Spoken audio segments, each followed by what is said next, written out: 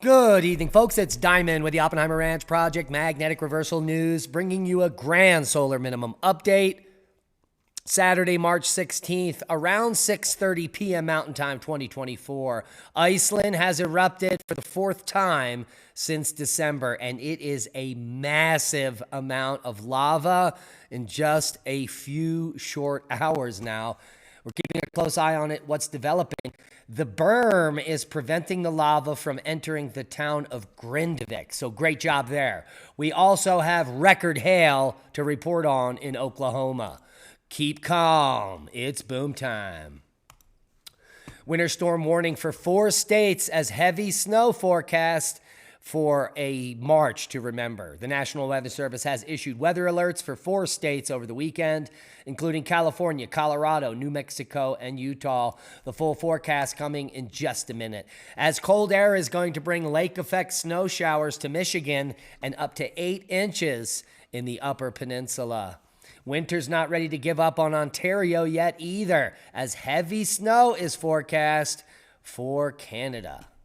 Southern Canada, specifically near the Great Lakes. And oh dear, take a look at this guy. Poor little guy got stuck in some of the Colorado global warming goodness over the last few days, where record-breaking snow, almost 6 feet, fell in the Rockies of Colorado. And that led to the trapping of a Gilpin County man who was in one of the hardest hit areas, rescued after being trapped in 5 feet of snow for 10 hours. Bren Wilson was trying to plow a path down Missouri Gulch Road when his tractor became stuck. Like Chuck, good news is that he has been recovered. And let's talk about the record-breaking hail. As predicted 10 years ago that we would see more and more records being broken. Gorilla hail breaks 74-year record in one state. And holy hail it was. Let's take a look at this specimen here on X. 5.25-inch diameter hailstone fell on southeast Ada, Oklahoma on March 14th of this year. It's a new record for the largest stone reported in Pontotoc County since 1950. The old record was just 3.25 inches near Francis in 2017. Also the largest hailstone in Oklahoma since 2011, when a 6-inch hail fell in Caddo County. Massive hail, deadly hail falling across the center of the U.S. Here's the forecast.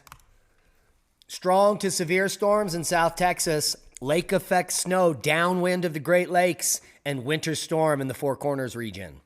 A front stalled along South Texas will continue to produce showers and strong to severe thunderstorm chances through Saturday evening. Large hail, gusty winds, locally heavy rain, and a few tornadoes will be possible. Lake effect snow will develop downwind of the Great Lakes Saturday evening into Sunday, which will be their fun day.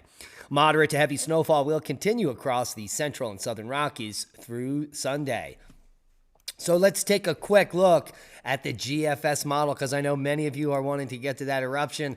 Here is tonight through Sunday and the rest of the weekend. You could see that system in the Four Corners going to be dumping some heavy snow, maybe up to a foot of snow in the higher elevations for northern New Mexico, and then the lake effect. There's the UP snow in the Upper Peninsula developing Monday into Tuesday. That will be the lake effect Wednesday. Another system coming into the Pacific Northwest will move across the northern tier states, bringing more snow, heavy snow, it looks like, to the northeast like a beast. Could be 2 feet or more for northern New Hampshire and Maine. It's insane. And then we've got another system towards the end of March here that's going to bring some more heavy snow to the west, including the Sierras, and maybe even Iowa or North and South Dakota. Say it ain't soda. Shut up, Al. Get in your hole. Al Gore is not happy with this spring snow. Ho, ho, ho. Seismic update. No quakes of note. Normal activity worldwide, including a frac quake in Oklahoma. Looks like the largest quake of 5 magnitude in Mexico and a 5.3 in Japan. Nothing significant, but the significance is over at Iceland, where Volcano erupts again, spewing a lava fountain for the 4th time this year. You can see the seismicity increasing just about 4 or 5 hours ago, and then the eruption commencing. A small seismic swarm. Let's take a quick look at the tremor measurements, that is a very small seismic swarm. Here's the Grindavik. And there you can see the eruption just started a few hours ago, spiking up in tremor, almost off the charts. Let's take a look at the multi-view here and all the angles of the eruption. Clearly, you can see here what appears to be miles-long fissure, probably erupting up to maybe 100, 200 feet into the air there. And you can see the massive amounts of lava that have already come out in just a short period of time. As the last 4 episodes since December have been, prior to December, the last 4 episodes of this eruptive sequence, which is now 5 eruptions,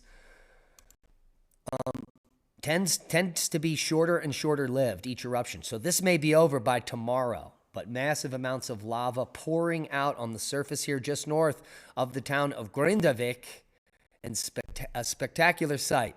We're going to leave you links below to live streams. We suggest you search yourself for more live streams on Iceland if this interests you. Very unique occurrence here. The ability to watch eruption after eruption.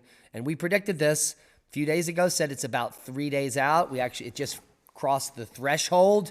And here it is, once again, erupting in Iceland, the Reykjanes Peninsula, in all of its glory. Let's take a look. There's some more activity going on worldwide in the volcanosphere.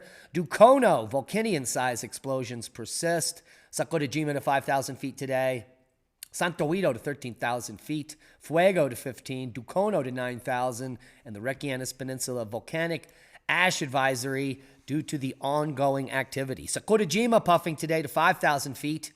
And that is Popo to 23. That's quite significant there. So lots of stuff happening. The most significant thing on Earth right now is this fissure eruption in Iceland. And it is quite fantastic.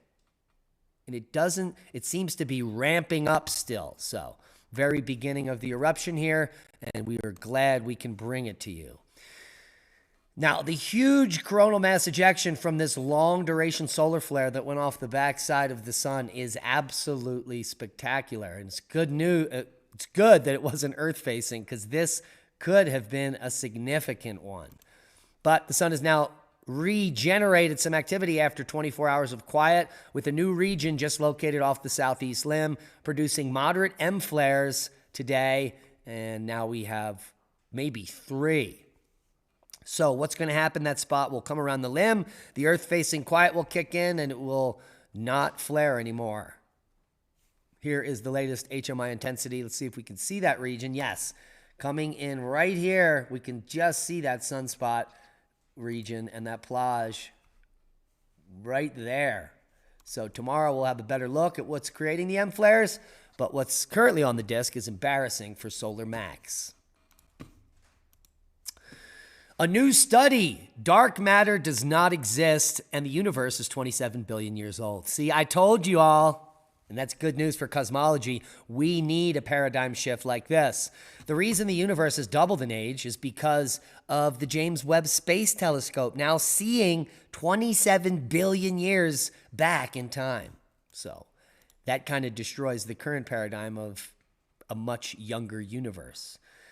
But the fact that dark matter may not exist with this new theory is even more brilliant, because we don't know about 99.9% of the universe, which they call dark matter. And it might not even be there now. Now, this paper we shared yesterday, Cataclysmic Polarity Shift. Is U.S. national security prepared for the next geomagnetic pole reversal? The answer is no. And Leah and I broke it all down today on our radio show. And this is going to be a great conversation on the topic over at Magnetic Reversal News, 8 p.m. tonight. Please join us there on an amazing conversation that just may very well save your life. And what else can save your life is heirloom vegetable seeds, which we are going to need in the future if there's a grid down scenario. Seeds just don't grow on trees. They grow on plants associated with the seeds you planted. So you're going to need open pollinated non-GMO seeds to start with in order to save your own seeds and to continue to survive and thrive in maybe the changing times. This is our sponsor, Alliance of Native Seed Keepers. Use coupon code ORP2024 for 10% off. And the affiliate link is everywhere in the description, in the comments, and, well, now in the chat. And that's a boom to knowledge. We hope to see you all tonight over at Magnetic Reversal News for an amazing discussion with Lee and I on the topic of the ongoing geomagnetic reversal. Hit the thumbs up. It helps with the algorithm. Become a Patreon. Support the work we do. We love you. Be safe. And that is a boom. We'll see you in a little bit.